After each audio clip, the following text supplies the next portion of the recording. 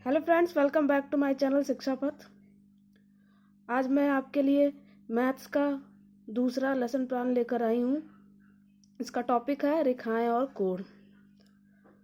इससे पहले मैंने 2 वीडियो डाला है लेसन प्लान का, जिसमें एक फिजिक्स का होगा और एक मैथ्स का, तो आप मेरे चैनल पर जाकर देख सकते हैं। आज का हमारा सेकंड लेसन प्लान है ये, और इसका टॉपिक है रेखा एवं कोण। ये टॉपिक आप 6, 7, 8, 9 तक के बच्चों को भी पढ़ा सकते हैं। तो सबसे पहले हमें सामान्य उद्देश्य लिखना होता है। उसमें आप 5 उद्देश्य डाल सकते हैं मिनिमम, आगे भी आप बढ़ा सकते हैं। तो उसमें हमें बताना होता है कि छात्राओं को गणित क्यों पढ़ा रहे हैं, तो उसका आपको ये बताना होगा कि इसका अनुप्रयोग करना सिखाना हमारा ये उद्देश्य है। छात्राओं को गणित के प्रति रुचि उत्पन्न कराना, या उनकी तार्किक क्षमता का विकास करना, मानसिक क्षमता का विकास करना। तो ये सब उद्देश्य आपको इसमें लिखने होते हैं। फिर आता है हमारा विशिष्ट उद्देश्य। विशिष्ट उद्देश्य में आपको विशिष्ट उद्देश्य लिखना होता है कि जो टॉपिक रहता है उससे रिलेटेड होता है। जैसे अगर आप कोण के बारे में पढ़ा रहे हैं तो आप लिखेंगे कि उनका छात्राओं को कोण के बारे में ज्ञान देना। फिर कोण के अंदर आप जो टॉपिक, मान लीजिए पूरक कोण पढ़ा रहे हैं या समकोण या कोण के प्रकार, तो उसके बारे में ज्ञान देना। तो दो तीन पॉइंट आप इसमें लिख सकते हैं। फिर सहायक सामग्री आप जो यूज़ करते हैं, तो उसमें आप चार्ट और डस्टर, चौक, जो भी आप सामग्री यूज़ कर रहे हैं उसको लिख सकते हैं, या फिर आवश्यक कच्चे उपयोगी उपकरण लिख सकते हैं। पूर्व ज्ञान में जो होता है वो उसमें आपको लिखना रहता है कि छात्राएं जो हैं रेखा एवं कोण के बारे में सामान्य जानकारी रखती हैं। मतलब जो टॉपिक आप पढ़ा रहे हैं इसके बारे में वो कुछ जानकारी रखती हैं। यहाँ पे हमें रेखा एवं कोण लिखना था, इसमें रेखाओं लिख दिया हमने, तो सॉरी फॉर दैट।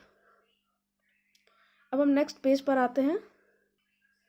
नेक्स्ट है हमारा प्रस्तावना प्रश्न। तो प्रस्तावना प्रश्न में जैसा कि आप जानते हैं कि आपको कुछ प्रश्न पूछने होते हैं, जिसमें छात्राओं को जो प्रकरण होता है उनको उनके मुख से निकलवाना होता है, ताकि आप अपना टॉपिक पढ़ाना स्टार्ट कर सकें। तो सबसे पहले आप ऐसे बिंदु बना सकते हैं, फिर ये पूछ सकते हैं कि ये क्या है, तो वो बताएंगे कि बिंदु है। फिर आप 2 बिंदु बनाकर बोलेंगे कि इनको मिलाने पर क्या बनता है, तो वो छात्राएं आंसर करेंगी कि इनको मिलाने पर रेखा बनती है। तो आप पूछेंगे रेखाओं को मिलाने पर क्या बनता है, दो रेखाओं को, तो फिर आप बोर्ड पे बना के दिखा सकते हैं इसे। तो 2 रेखाओं को मिलाने पर कोण बनता है। फिर कोण किसे कहते हैं, तो ये समस्यात्मक बन जाता है। फिर उद्देश्य कथन में आप ये बताएंगे कि आज हम रेखा और कोण के बारे में अध्ययन करेंगे। फिर आप प्रस्तुतिकरण बनाएंगे। प्रस्तुतिकरण जैसा कि आप लोग देख सकते हैं कि इसमें शिक्षण बिंदु, छात्र अध्यापिका अनुक्रिया, छात्रा अनुक्रिया और सामपट्ट कार्य बनाना होता है। पहली हेडिंग कोण डाल सकते हैं आप, कोण के बारे में बता सकते हैं। फिर कोण के प्रकार में बता सकते हैं, कोण के प्रकार, पूरक कोण, संपूरक कोण, ये सब बता सकते हैं। तो स्पष्टीकरण आपको ऐसे लिखना होता है, आप देख सकते हैं। ये साइड में हमने ब्लैक बोर्ड वर्क किया है, जो भी आप ब्लैक बोर्ड पे वर्क करते हैं वो इसमें दिखा सकते हैं। तो जो भी आप ब्लैक बोर्ड पे वर्क करेंगे वो साइड में इस ब्लैक पेपर पे दिखा सकते हैं। अब हम नेक्स्ट पेज पर आते हैं। स्पष्टीकरण देने के बाद आप उनसे 2 क्वेश्चन पूछेंगे। उस क्वेश्चन में आप कुछ भी पूछ सकते हैं जो आपने पढ़ाया उससे रिलेटेड। फिर एक तीसरा क्वेश्चन होगा जो कि फिर समस्यात्मक बनेगा, फिर आप उसका स्पष्टीकरण दे सकते हैं। तो इस प्रकार से आपको बनाना है। आप चाहे तो स्क्रीनशॉट ले सकते हैं। अब हम नेक्स्ट पेज पर आते हैं।